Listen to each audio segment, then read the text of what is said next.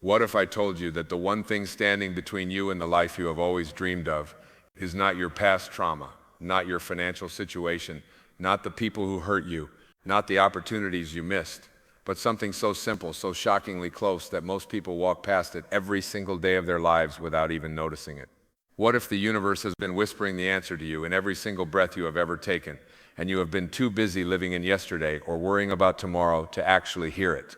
What if the most powerful place in the entire cosmos is not some distant mountain, not some ancient temple, not some guru's ashram thousands of miles away, but this moment, right now, the very second you are breathing in as you watch this?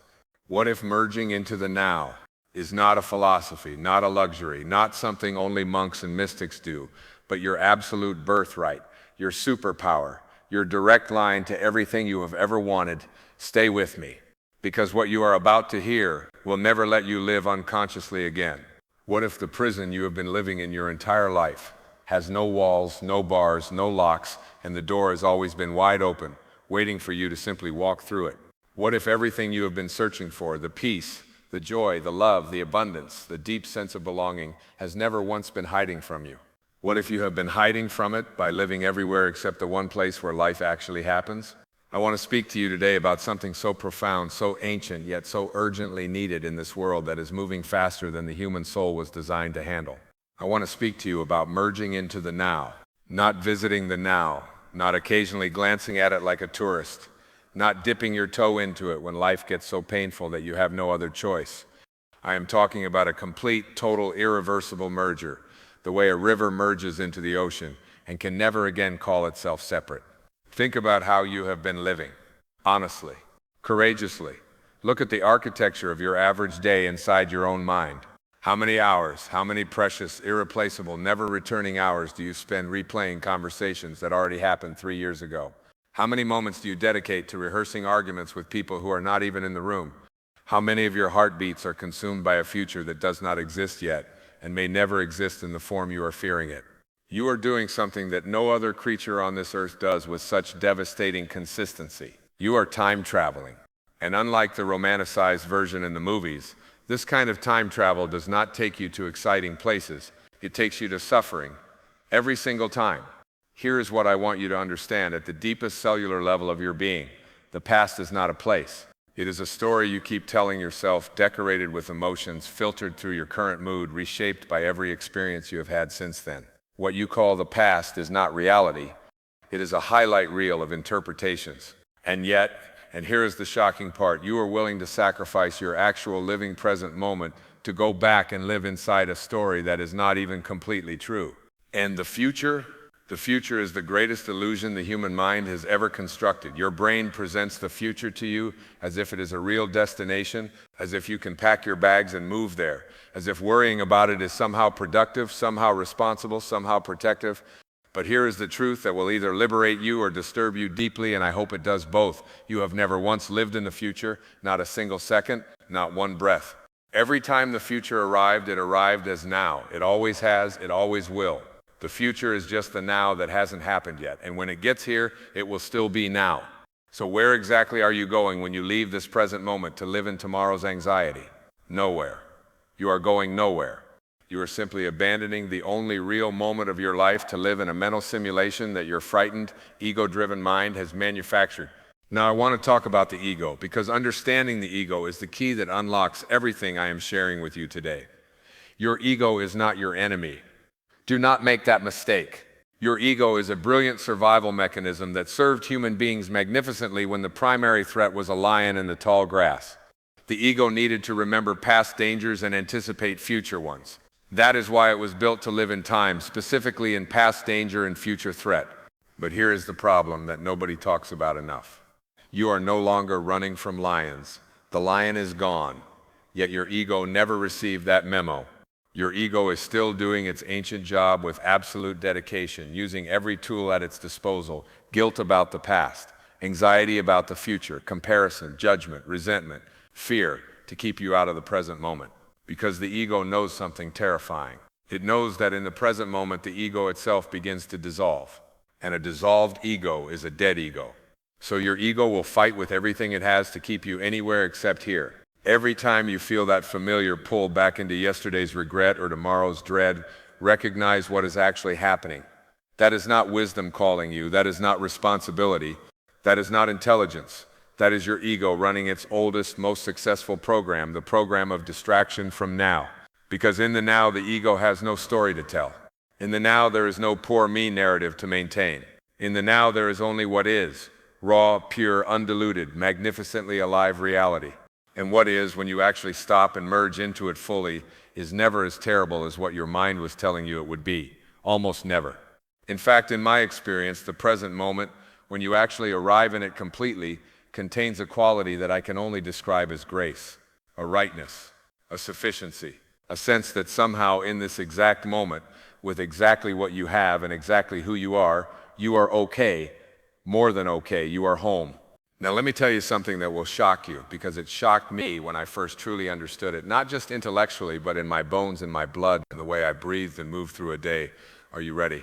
Your source, God, universe, divine intelligence, infinite mind, whatever name feels true to your heart, does not exist in the past, does not exist in the future, cannot be found in memory, cannot be found in planning.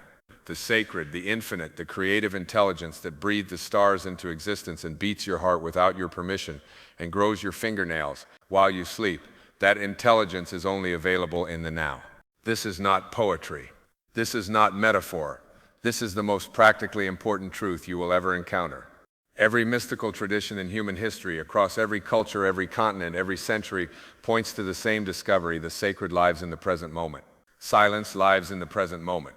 Love, real love, not the conditional transactional exchange we often call love, but actual unconditional love, lives only in the present moment. When you leave the now, you leave your source. And when you leave your source, you feel exactly the way you feel when you are cut off from it. Empty, anxious, searching, grasping, never quite satisfied, always feeling like something is missing. Because something is missing, you are missing. You have abandoned yourself by abandoning the now. Think about the last time you were completely present. Maybe it was holding someone you love. Maybe it was watching a sunset so impossibly beautiful that your mind simply stopped its chatter for one merciful moment. Maybe it was in the flow of creating something, when hours passed and felt like minutes. Maybe it was in a moment of crisis when the present moment demanded your absolute attention and your mind for once actually showed up and stayed. In that moment, you felt alive, really alive. Not performing living, not planning living, not remembering living, but actually, viscerally, undeniably alive. That is not a coincidence. That aliveness is the now. That is what presence feels like. That is what you were built for. That is your natural state when the ego's interference is temporarily removed. And here is what I find most extraordinary and most heartbreaking at the same time. We get tastes of this presence and we think they are rare gifts, special occasions, lucky accidents. We do not realize that presence is not the exception. Presence is the rule. Presence is the default setting of the human soul. It is the absence of presence that is the accident, the aberration, the learned dysfunction that we have mistaken for normal. You are not born into anxiety. Watch a baby. A baby has no concept of yesterday's embarrassment or tomorrow's uncertainty. A baby is pure now, curious, open, responding to what is, not to what was or what might be. That baby was you. That presence is still you underneath all the layers of conditioning, trauma, worry, and ego-driven storytelling that have accumulated over the years. Merging into the now is not about becoming someone new. It is about returning to who you have always been. Now, someone in this audience, and I know this because I know human nature, someone is thinking, but what about planning? What about learning from mistakes? What about responsibility? And this is the most important distinction I want to make clearly, because I am not asking you to become irresponsible or amnesiac. Planning for the future is a present moment activity. You do it now. You sit down now. You think now. You write now. You decide now. The planning itself happens in the present. What is not useful, what is in fact actively destructive, is worrying about the future. Planning and worrying look similar from the outside, but they are completely different internal experiences. Planning is conscious, creative, purposeful. Worrying is repetitive, unconscious, circular, and it solves absolutely nothing while consuming the life force you need to actually create solutions. Similarly, learning from the past is a present moment activity. You reflect now, you extract wisdom now, you make a different choice now. What is not useful is replaying the past with guilt, shame, resentment, or regret, You cannot change a single moment that has already happened. Not one. Not by thinking about it 1,000 times, not by torturing yourself over it, not by wishing it were different. The past is the past with a finality that should be terrifying and liberating in equal measure. Terrifying because you cannot undo it. Liberating because you do not need to. You only need to act now. So how do you actually do this? How do you merge into the now? Not as a concept, but as a lived practice. It begins with a single radical act of awareness. You notice where your mind is right now, in this moment. Where are you actually living? Are you here, fully, completely, attentively here, or are you somewhere else? Are you in last week's argument? Are you in next month's fear? Are you in some imagined version of this conversation that you are having with yourself instead of actually receiving what is being offered to you right now? Just noticing is the beginning of the return. You do not need to force your mind back into the present.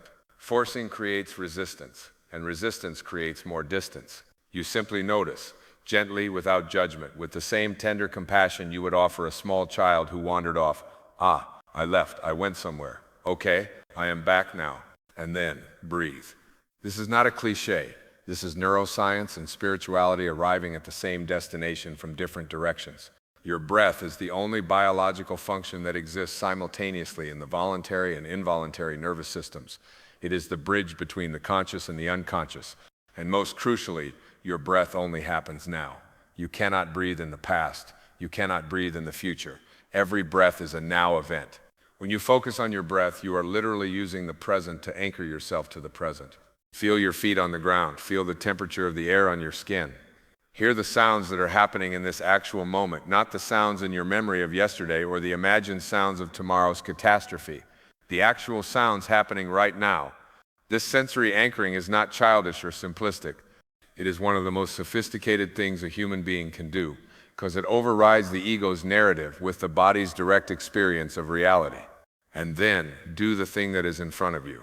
Fully, completely, without one part of your attention leaked into yesterday or tomorrow. Wash the dish like washing the dish is the most important thing in the universe, because right now, it is. Write the email like writing the email deserves your full creative intelligence, because right now, it does. Have the conversation like the person in front of you is the only person on earth, because right now, to you, they should be. This is what it means to merge into the now. Not some elevated spiritual state reserved for people who have meditated for 40 years in a cave. This ordinary, magnificent, completely available practice of being here, of bringing your whole self to this breath, this moment, this experience. I want to leave you with this truth, because I believe it is the most important thing I know. Your life is not a rehearsal for some future moment when everything will finally be right and you can finally be present and finally be happy. This is the moment. This exact one. The one you are living right now, reading or hearing these words, with all its imperfections and uncertainties and beautiful incompleteness. This is your life. Not the version of it you are planning. Not the version of it you are remembering. This version. Now. And the only question that ultimately matters is whether you will actually show up for it. Because the universe is not asking you to be perfect. It is not asking you to have it all figured out. It is not asking you to arrive at some destination before you allow yourself to be fully alive. The universe is asking only one thing of you. In every moment, without exception, be here. Completely, unapologetically, courageously here. Merge into the now. And discover that the now is not a moment in time, it is the doorway to eternity. Everything I have shared with you today returns to a single irreducible truth. You have one life, it is happening right now. Not yesterday, that is gone. Not tomorrow, that is not yet born. Right now, in this breath, in this heartbeat, in this extraordinary, unrepeatable moment that has never existed before and will never exist again, this is where your life lives. The past cannot be rewritten. The future cannot be pre-lived, but the now, this magnificent, infinitely alive, endlessly available present moment can be fully inhabited, can be completely entered, can be utterly embraced. You do not need to fix everything before you deserve to be present. You do not need to understand everything before you are allowed to feel peace. You do not need anyone's permission to arrive fully in your own life. The invitation has already been extended. It has been extended to you in every single moment of your existence. And it is being extended to you again, right now, in this final moment of this conversation. Merge into the now. Not tomorrow. Not when things get better. Not when you finally feel ready. Now. Because now is all there ever was. Now is all there ever will be. And now this moment is enough. You are enough. The life unfolding in this very breath is enough. Go live it. Fully, fearlessly, presently,